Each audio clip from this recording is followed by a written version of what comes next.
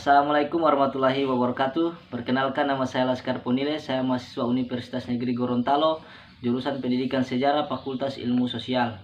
Baiklah, pada video kali ini saya akan menjelaskan pengertian eksistensi Pancasila pada masa Orde Baru.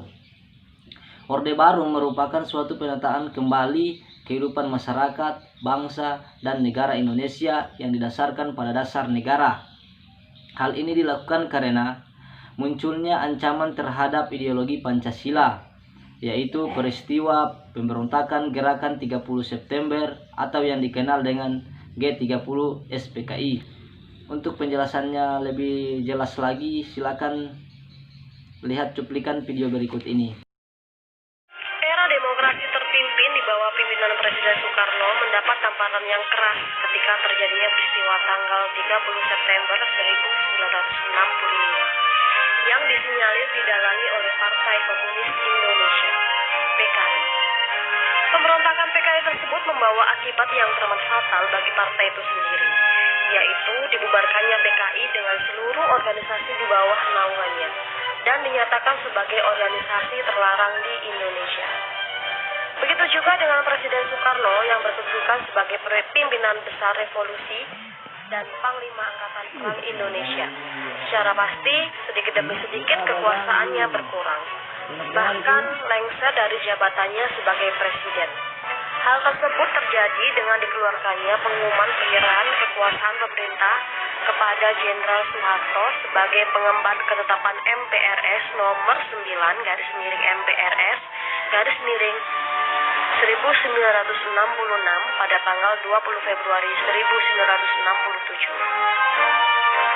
Perpindahan kekuasaan ini dikukuhkan oleh MPRS dalam sidang istimewanya tanggal 7 Maret 1967 yang dituangkan dalam TAP MPR nomor 33/MPRS 1967, yakni mencabut kekuasaan pemerintah dari Presiden Soekarno dan mengangkat Soeharto sebagai pejabat presiden hingga dilaksanakannya pemilu. Era baru dalam pemerintahan dimulai setelah melalui masa transisi yang singkat, yaitu antara tahun 1966 sampai 1968, ketika Jenderal Soeharto dipilih menjadi Presiden Republik Indonesia. Era tersebut kemudian dikenal sebagai Orde Baru dengan konsep demokrasi Pancasila. Visi utama pemerintahan Orde Baru ini adalah untuk melaksanakan Pancasila dan Undang-Undang Dasar Negara Republik Indonesia tahun 1945 secara murni dan konsekuen dalam setiap aspek kehidupan masyarakat Indonesia.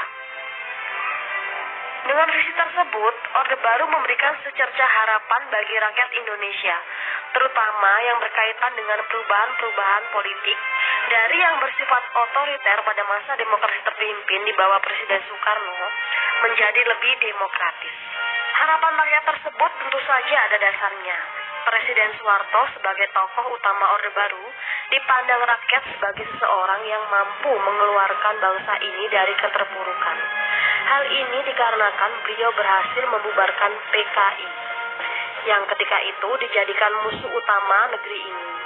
Selain itu, beliau juga berhasil menciptakan stabilitas keamanan dalam negeri pasca pemberontakan PKI dalam waktu yang relatif singkat. Itulah beberapa alasan yang menjadi dasar kepercayaan rakyat terhadap pemerintahan Orde Baru di bawah pimpinan Presiden Soeharto. Pada masa pemerintahan Orde Baru, pembangunan nasional dapat dilaksanakan secara bertahap dan berkesinambungan melalui rencana pembangunan 5 tahun atau Repelita dan program pembangunan yang tertuang di dalam garis-garis besar haluan negara atau GBHN. Hal tersebut menjadikan pembangunan nasional tumbuh dengan pesat di segala bidang kehidupan.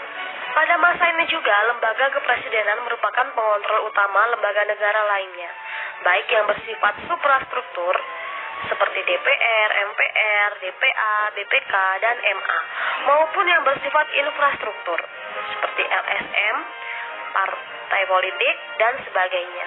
Pada masa ini pula, kebebasan berpolitik dibatasi dengan jumlah partai politik yang terbatas pada 3 partai saja, yaitu Partai Persatuan Pembangunan, P3, Golongan Karya, Golkar, dan Partai Demokrasi Indonesia, PDI. Dibatasinya kebebasan pers dalam kebebasan berpendapat terbukti dengan banyaknya kasus diberedelnya beberapa surat kabar atau majalah hingga dicabut surat izin penerbitannya dengan alasan telah memberitakan peristiwa yang bertentangan dengan kebijakan pemerintah. Dari uraian di atas, kita bisa menggambarkan bahwa perwujudan nilai-nilai Pancasila secara murni dan konsekuen dalam kehidupan bernegara selalu mengalami pasang surut. Dalam pemerintahan Orde Baru juga terdapat kelebihan dan kelemahannya terhadap penerapan Pancasila maupun Undang-Undang Dasar Negara Republik Indonesia tahun 1945. Baiklah, itulah hasil pemaparan dari pengertian eksistensi Pancasila pada masa Orde Baru. Lebih dan kurangnya saya mohon maaf. Wabillahi taufiq wal hidayah. Wassalamualaikum warahmatullahi wabarakatuh.